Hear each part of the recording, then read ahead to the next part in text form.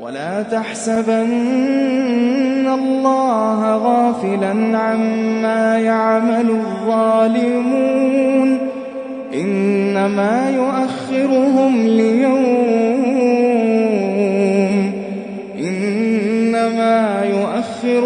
ليوم تشخص فيه الأبصار مهطعين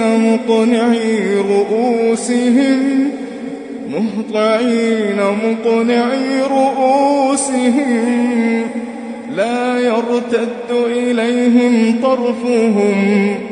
لا يرتد إليهم طرفهم وأفئدتهم هواء وأنذر الناس يوم يأتيهم العذاب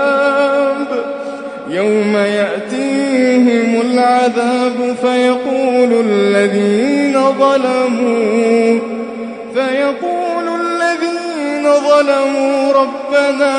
أخرنا إلى أجل قريب نجب دعوتك ونتبع الرسل أولم تكونوا أقسمتم من قبل ما لكم من زوال وسكنتم في مساكن الذين ظلموا أنفسهم وتبين لكم كيف فعلنا بهم وضربنا لكم الأمثال وقد مكروا مكرهم وعند الله مكرهم وإن كان مكرهم لتزول منه الجبال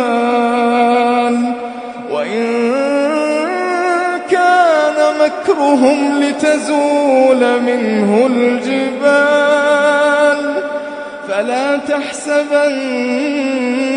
الله مخلف وعده رسوله إن الله عزيز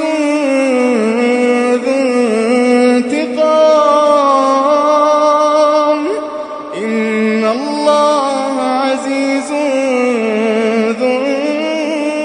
انتقام يوم تبدل الأرض غير الأرض والسماوات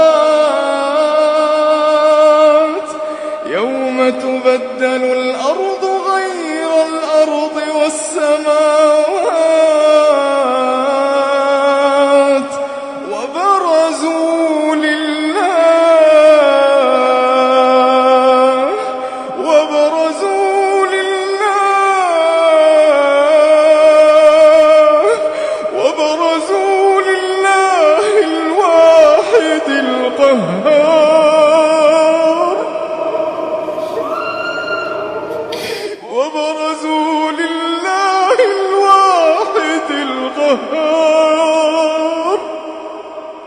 وترى المجرمين يومئذ مقرنين في الأصفاد سرابيلهم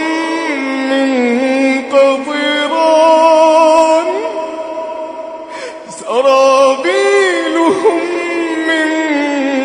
قطران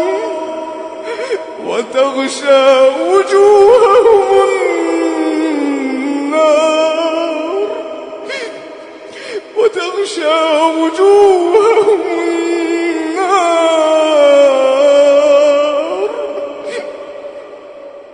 ليجزي الله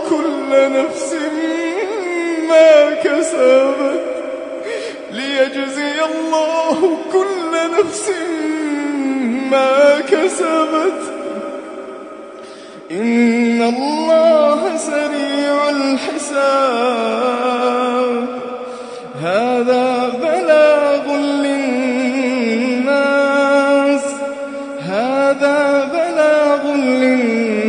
للناس ولينذروا به وليعلموا أن أنما هو إله واحد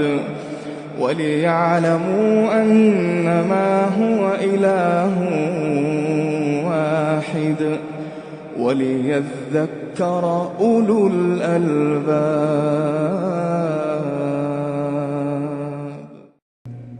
حي على الصلاة.